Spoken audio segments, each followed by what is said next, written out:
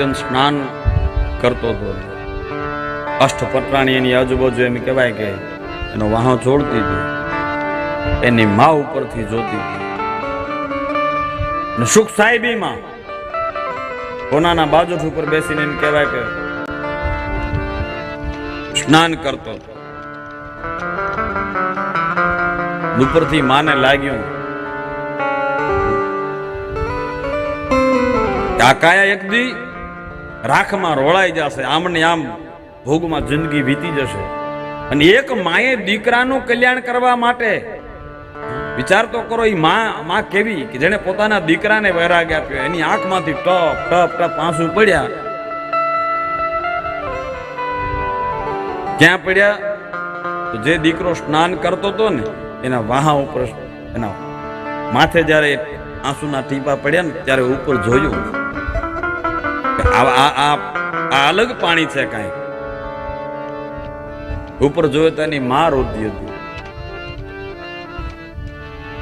હું ચુરે જુએ તો મારી એની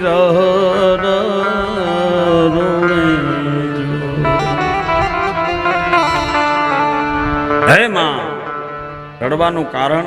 અને ત્યારે માં એટલી જ વાત કરી. વાહ વાહ.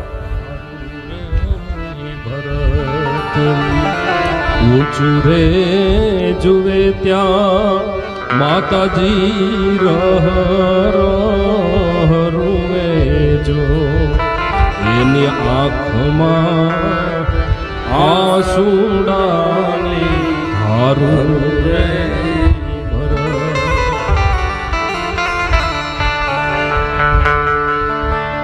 નથી રે વાદળડીને, એ નથી રે વીજળી, આવા ઓસિંતા એ નીર ક્યાંથી આયા ભરત.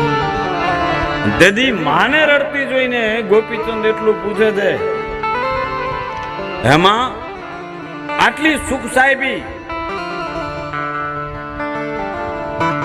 કઈ વાતનું દુઃખ તને રડવું પડે? અને તેદી સાહેબ માં એટલો જવાબ આપ્યો હતો, હે દીકરા, આ તારી જેવી કંચન વર્ણી કાયા છે ને એવી જ તારા બાપની કાયા હતી.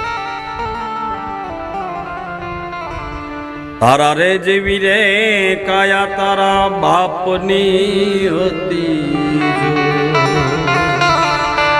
અને રે એ કાયા ના મરતું થયા રે ભરતરી. આ ભરતરી તો મામા ભાણેજની વાત નહીં, આમાં ચર્ચા થાય છે મામી ભાણેજની, એની વાત હોય. ભરતરીને વાત સમજાવે છે, ભજન ગોપીચંદ નું છે. ગોપીચંદ અને ભરતરી બે મામો ભાણેજ. એટલે ભરતરીને તો ખાલી વાત સમજાય એટલે નામ ભરતરીનું. ભરતરીનું ભજન નથી. કોઈ વાત કરતો હોય તો આપણે કહીએ ને કે ફલાણા ભાઈ આમ છે, નામ લે છે ભરતરી. વાત ગોપીચંદની. હા, ભરતરીને વાત કરે છે, આવી રીતની ઘટના ઘટી હતી. પણ એક વાત સમજી લેજો કે માં પોતાના દીકરાને વૈરાગ્ય આપે છે. એને ખબર છે કે તારા બાપની કાયા જેમ રાખમાં રોળાઈ ગઈ ને બેટા, તારી કાયા રોળાઈ જશે. એના કરતા કઈક જીવનું કલ્યાણ કરી રે.